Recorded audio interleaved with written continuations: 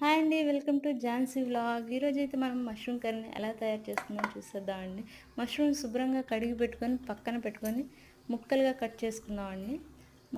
Cut చేసుకొని పక్కన పెట్టుకుందాం. ఒక మిక్సీ జార్ తీసుకొని మీడియం సైజు ఉన్న 2 టమాటా ముక్కలను కట్ చేసి వేసుకొని 1 ఇంచు అల్లం, 4, 5 చిన్నులపాయ రబ్బలు, 5, 6 జీడిపప్పులు పలుకులు వేసుకొని మెత్తగా పేస్ట్ చేసుకుందామండి. గ్రేవీ ఇలా వచ్చేలా చూసుకోండి, మెత్తగా గ్రైండ్ చేసుకోవాలి.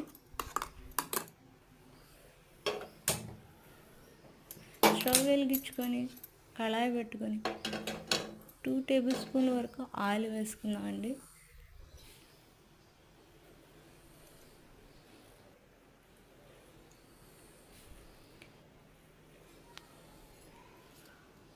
ఇందులోనే మనం చెక్క, లవంగం, యాలక్కాయలు, బిర్యానీ ఆకు వేసుకొని జీలకర్ర వేసుకుందామండి. 2 పచ్చిమిర్చి కట్ చేసి వేసుకుని సన్నగా తరిగి పెట్టుకున్న ఒక మీడియం సైజు ఉన్న ఉల్లిపాయని, కొంచెం కరివేపాకు కలుపుకుందామండి. ఒక 5 నిమిషాలు.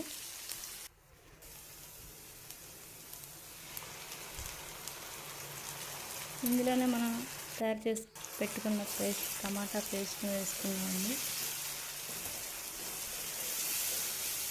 ఒక 5 to 10 మినిట్స్ వరకు కలుపుకుందామండి. ఇది కూడా టమాటా పేస్ట్ అనేది గ్రేవీలో నుంచి నూనె పైకి వచ్చేంత వరకు వేయించుకోవాలి. అందులోనే పసుపు, 1/2 టీ స్పూన్ ధనియాల పొడి, 1/2 టీ స్పూన్ కారం, 1/2 టీ స్పూన్ సాల్ట్ వేసుకొని బాగా కలుపుకుందామండి. ఈవెన్గా బాగా కలుపుకుందాం.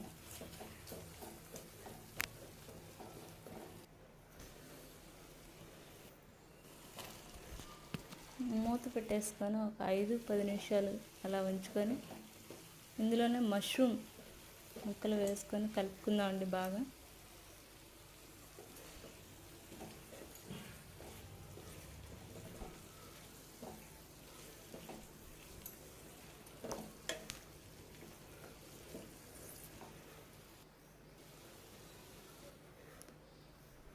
మూత పెట్టేసుకొని ఇందులో నుంచి వాటర్ అనేది వస్తాయండి. వాటర్ వచ్చాక సరిపోతుంది. ఇందులోని నా దగ్గర కొత్తిమీర లేదండి, పుదీనా ఉంది. పుదీనా వేసేస్తాను.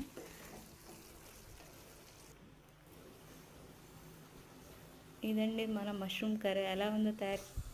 ఎలా ఉందో మీరు కామెంట్ చేయండి.